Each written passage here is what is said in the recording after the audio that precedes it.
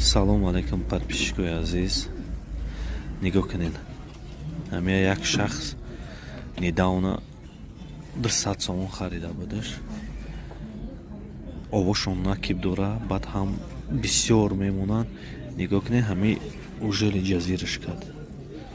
Ина занг ова хеле тап-тар мекунад. Ина боз ҳамин паҳати запчас худаш мисол аз 30 сом боло ай то 40 сомон ҳам мефурӯшам. Бо 10 сом дига усто ҳаққи коша гира як гала меша. Ай шумо хоҳиш мекунем ҳамин ова камтар моне. Ай барои худо ина ҳамин хат кашидаги ҳамин максималнишай.